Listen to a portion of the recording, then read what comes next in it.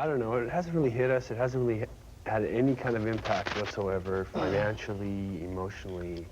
I mean, we made the record, and now we're just kind of out doing extracurricular activities like touring and interviews and stuff. So. We really don't pay attention to it. No. Most of the hotels we stay at, we don't have MTV, so we aren't even aware of how much we're being played on MTV. You guys have been receiving a whole pile of media attention lately, and I'm just wondering your reaction to it. How do you feel about it? Well, we've already achieved everything we want to. We've made a good record. We're really proud of it, so it's all that really matters to us. This thing has got to be, like, I mean, pretty wild. I mean, everywhere you go, in all different types of the music scene, people, like, really seem to be getting into Nirvana right now. Yeah. I mean, isn't it pretty overwhelming? Everybody wants to be hip. And so that's what it is now. Everyone wants to be accepted. Hello, I am Chris. And I am Kurt. And I am Dave. And we are Nirvana. Ooh, you see too much of us anyway on TV, so you can change another channel. And you're watching us on ABC in concert. Hello, I am Chris. Hello, I am Kurt. And I'm Dave. And we are Nirvana, the band you see on TV too much. Change the channel. Turn it on PBS or something. In the fall of 1991, a tidal wave hit the glam-soaked streets of Seattle. It didn't just climb the charts, it crushed them. It didn't just make a mark, it shattered the status quo. Armed with raw emotion, distortion pedals, and a disdain for glam rock, Nirvana's breakthrough album redefined what it meant to be a rock star. Before Nirvana, the charts were dominated by Hairspray, Leather Pants, and Neon XS. Bands like Motley Crue, Poison, and Bon Jovi were the sound of rock. Grunge wasn't even a word outside of Seattle. But in the quiet logging town of Aberdeen, Washington, something was brewing. Something louder, angrier, and far more real. An indie band consisting of Kurt Cobain, Chris Novoselic, and a revolving door of drummers, notably Chad Channing, were coming off their first album, Bleach. Kurt Cobain made the decision to let Chad Channing go, and the search for a new drummer began. Kurt Cobain, Chris Novoselic, and eventually a young drummer named Dave Grohl weren't trying to start a revolution. They were just making noise. Honest noise. For the recording of Nevermind, Kurt primarily used a 1969 Fender Mustang and a 1965 Fender Jaguar. He also employed a Fender Stratocaster, often with humbuckers, an inexpensive Harmony Stella 12-string for acoustic parts. The opening guitar riff is maybe the most popular of all time. Smells Like Teen Spirit is a song about disconnection, irony, and youthful rebellion. But not the kind of rebellion that's organized or proud. It's apathetic rebellion, detached anger, a song written by someone who sees through the illusions of culture but doesn't offer a solution. Just a sarcastic shrug and a distorted power chord. Kathleen Hanna from the punk band Bikini Kill scrawled the phrase on Cobain's wall as a joke. His then girlfriend wore the brand Teen Spirit. Kurt didn't know that. He interpreted the phrase as something deeper, a symbol of youthful essence, or maybe something revolutionary. That was Kurt in a nutshell. He gave accidental things meaning. Whether it was deodorant, or noise, or confusion, he could twist it into something that felt profound. The truth of the song is that Cobain wanted to make a song that had a pop rock sound, similar to the Melvins or the Pixies. Kurt, nor Chris, or Dave ever expected the fame the song brought them, and the sudden popularity overwhelmed Kurt until around mid-1993.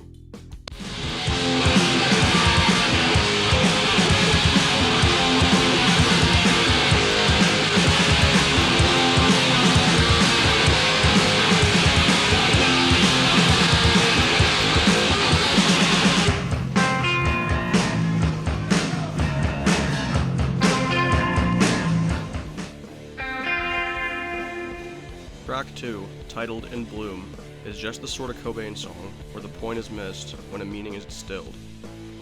The song was apparently written to address or poke fun at the people outside the underground music scene who started coming to Nirvana shows after their first studio album.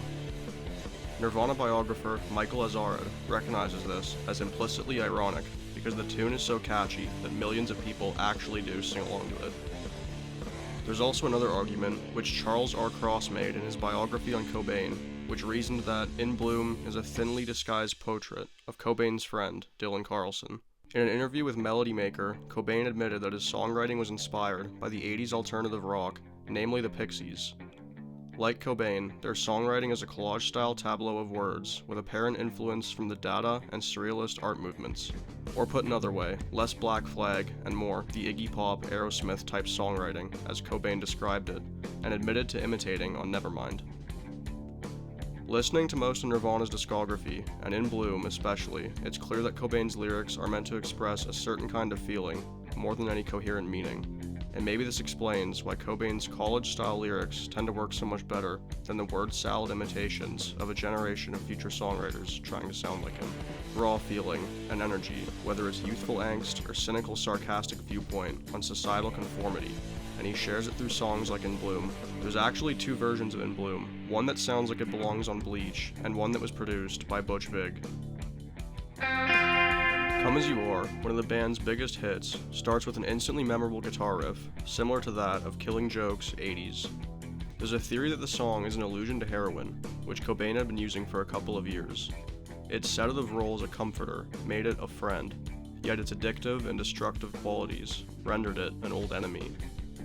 The instruction to come soaked in bleach, meanwhile, may have its roots in the same source as the title of their 1989 debut album, Bleach, which was an 80s HIV awareness campaign in Seattle that encouraged users to bleach their needles after use to ensure the disease wouldn't be spread. Cobain, however, said the song is about people and what they're expected to act like. That context is played out in the propositional nature of the lyrics, implying that Cobain, despite being a complicated, self-confessed outsider, is comfortable in the presence of strangers, as long as they are genuine and remain true to themselves. His reassurance of, "I don't have a gun," insinuates that any contempt he has is reserved for the society that promotes assimilation, and not the individuals that comply. "I think that song is about acceptance and about misfits," Butch Vig said. "You're cool, no matter how screwed up you are." Come As You Are is an ode to accepting someone for who they are. Killing Joke actually threatened to sue Nirvana for the riff, but dropped the case after Kurt's death in 1994. Breed is an early Nirvana song about being trapped in middle-class America. This was a song the band developed during live performances in 1989 when they toured Europe with their Sub Pop label mates, Tab. Kurt Cobain wrote this when he was first starting to more deeply explore his songwriting talent, and he had begun to write about the people around him. The original version was recorded at Smart Studios with Butch Vig, and it was the most complex song of the session. It began under the title Imodium, named after a friend's medicine, yet there is very little in the version recorded at Smart to connect it with the medicine. Kurt instead used the title to suggest the running on of the mouth. It was much more complex than much of Nirvana's early material, each chorus beginning and ending with the line, "She said," implying that the song was meant to capture spoken dialogue, which is often overlooked. In Lithium, Kurt's generational songwriting skill is on full effect. There is much to be deduced from the words within, but he did repeatedly indicate that the story of Lithium was a fictional one. "The story is about a guy who lost his girlfriend," he once explained. "I can't decide what caused her to die. Let's say she died of AIDS or a car accident or something. And he's going around brooding, and he turned to religion as a last resort to keep himself alive." While Kurt would concede that the song infused some of his own experiences, like breaking up with girlfriends and having bad relationships, there is the belief that his references to religion also stem from his background. As a teenager, Kurt had rebelled against his parents as a reaction to the betrayal and antagonism he felt after their divorce and subsequent traumas. At one point, Kurt witnessed his mother being abused by her boyfriend. Seeking to improve Kurt's behavior, it was decided that he should only live with his father, but in turn it worsened, and his father ultimately entrusted Kurt into the care of other family and friends. It was around this time that Kurt moved in with school friend Jesse Reed, whose parents were born-again Christians. His family life was a mess, said Jesse's father, Dave Reed. He had big problems with his mother, and he was going through a really bad time. He and my son were always together, so I asked him if he wanted to stay with us. He jumped at the chance. I think Kurt saw me as a Ned Flanders type guy. Kurt became a born-again Christian through my son Jesse and our family environment. He went to church almost every time the door was open. For a while, he took Christian life very seriously. Though he'd later renounce his faith, the notion of religion as a means of escape or a conduit to hope would abide with Kurt for years to come. "Sometimes I think religion is okay for certain people," he said in 1992. "It's good to use religion as a last resort before you go insane. I have this relative," he continued. who I really love a lot, and she really inspired me because she was a musician, and I used to go to her house all the time. And we felt that she was going to hurt herself. Now she's a born-again Christian, and because of religion, she is still alive. I think that is okay.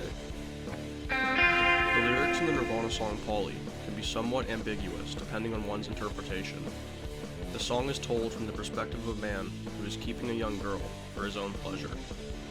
The song tells a story of her time and outlines her experience. The song features consistently changing lyrics that bring the listener to a new standpoint, even though the narrator's perspective remains the same. As the song progresses, the lyrics give the consumer an inside look to the potential mind of the man, through Kurt Cobain's eyes. But the story behind Polly is actually true. In June 1987, Gerald Friend abducted a 14-year-old girl on the way to a concert. He then suspended her from a pulley system in his mobile home. Friend was arrested a day later and sentenced to 2 consecutive 75-year terms, which he is still serving today. Territorial Pissings is a raw and discordant anthem that juxtaposes a desperate plea for unity with cynical observations on society and personal alienation. Kurt's lyrics express a longing for connection and understanding, while simultaneously acknowledging a world that seems to be defined by paranoia and misjudgment. The song's repetitive chorus functions as a mantra for finding a way through this chaos, highlighting the struggle to reconcile personal disillusionment with a desire for something better. The track's abrasive sound and Kurt Cobain's impassioned delivery amplify the sense of urgency and frustration that permeates the song's core, leaving the listener with a feeling of both unease and a strange sense of hope. The most painstaking production job of all the Nevermind tracks, Drain You, was a masterpiece of guitar overdubs. Butch Vig encouraged Kurt to embrace the possibilities of the studio to build a track that was an antithesis of the bare-bones recording that defined Bleach, yet still delivered a piece of music that was primal, brutal, and soul-scouring.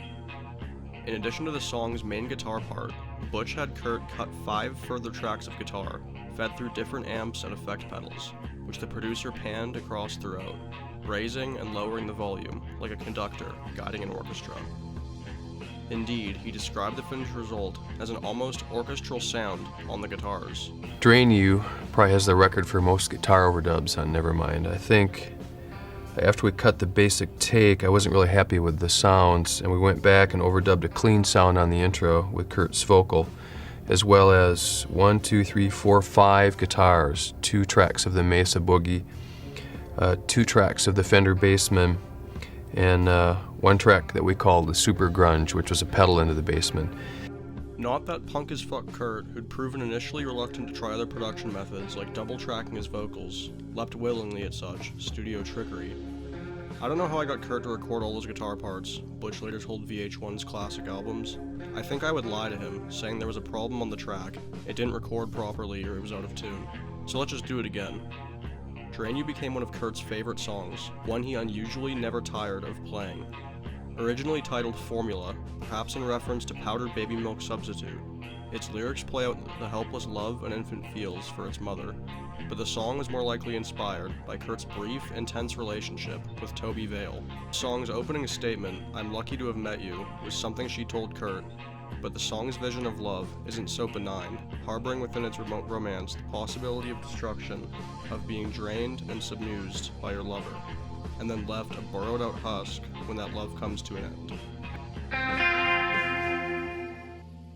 Also written about Kurt's broken relationship with Toby Vale, I'll Wear a Shield refers to the K Records logo tattoo, which he got to impress her. An early version of the song contained the line, "I hate you because you were so much like me." In an unsent letter to Toby, Kurt vented, "I don't write songs about you, except Lounge Act, which I do not play, except when my wife is not around." Stay Away by Nirvana, originally titled Pay to Play, is a song that explores themes of anger, frustration, and disillusionment, particularly in the context of the music industry and societal expectations.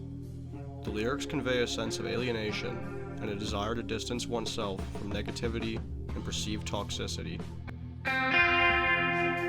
Kurt was a martyr to his bad habits, including composing songs last minute. He penned the lyrics to On a Plane moments before recording it.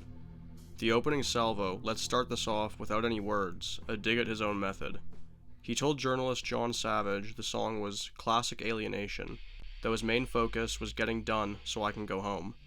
But the song's heady melody and heavenly harmonies are enough to carry any half-assed lyrics. Lots of Kurt's lyrics don't have deeper meaning, and were thunk of Kurt on the spot. Nevermind's funeral closer was the album's most difficult session. Kurt strumming on an old 5-string acoustic guitar that wavered in tune, and recording his vocals lying on a sofa in the control room, barely audible. The cello line was Butch's idea, to evoke the ominous vibe of the Beatles' I Am the Walrus. Cellist Kurt Canning, husband of L7's D Placus, struggled to match Kurt's out-of-tune guitar, but Butch says this gives the song its creepiness. Kurt wrote Something in the Way about his life. He talks about living under a bridge, which he claimed happened when he got kicked out of the house and had to live under a nearby bridge. He expresses his feelings and emotions by saying something in the way. He thought everything was in the way every time he tried to feel better.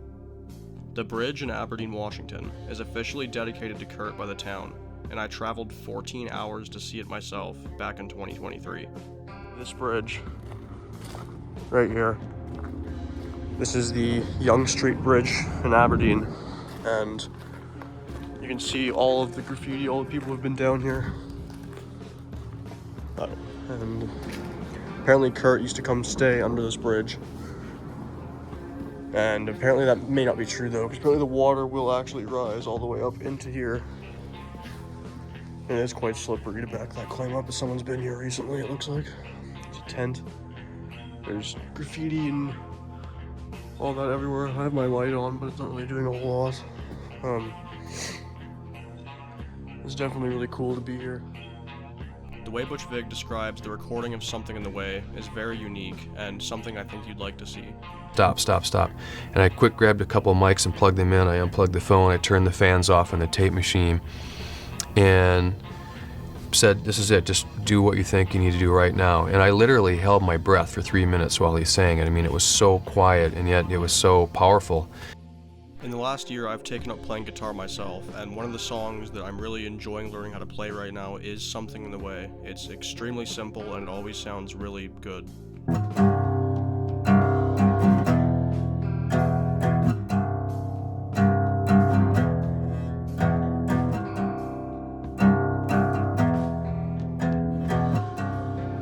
Following a long afternoon, struggling to record Lithium, a frustrated Kurt launched into what would become Nevermind's hidden track. The rage and frustration in his voice was fucking scary to hear because he kind of lost it, Butch told Kerrang. The band followed suit. Then Kurt smashed his guitar to smithereens and walked out of the room. I was like, wow, I'm glad I caught that on tape. Kurt had smashed up his left-handed Mosrite, so I had to frantically scour LA to find a replacement. This song was the final track of the album, titled Endless, Nameless. Nirvana actually recorded one more song for Nevermind, titled Old Age, that reflects on aging, societal roles, and existential struggle, through lyrical metaphors like decaying nerves and fading servants. Written by Kurt Cobain, some lyrical contributions are also attributed to Courtney Love, creating a song that has been compared to the Beatles' Eleanor Rigby. For its themes of isolation and forgotten figures, the song was ultimately left on the cutting room floor, and was later released in November of 2004 on a Nirvana compilation album. I personally felt the song should have been on Nevermind, and it's too good of a song to leave out of this video. Nevermind won countless awards, such as an MTV Music Video Award in 1992, being #1 on the Kerrang Metal charts, and was inducted into the Grammy Hall of Fame in 2018. Nirvana's Nevermind, released in 1991, became a cultural earthquake that reshaped the music landscape. Its success was not accidental. It was the result of a perfect storm of raw sound, relatable themes, and perfect timing. Nevermind succeeded not just because it was a great album, but because it arrived at exactly the right moment. It captured a generational mood, offered a sound that felt both new and honest, and signaled the rise of alternative rock in the mainstream. Its influence continues to be felt decades later, marking it as one of the most important albums in music history. The album has a much more pop-heavy sound than the band's first album, and they changed the sound in their next and final album, In Utero. As for a rating, I'm going to shoot high and give Nevermind a 9.5 out of 10. Nevermind came out in 1991 and launched Nirvana and the Seattle music scene to unprecedented heights.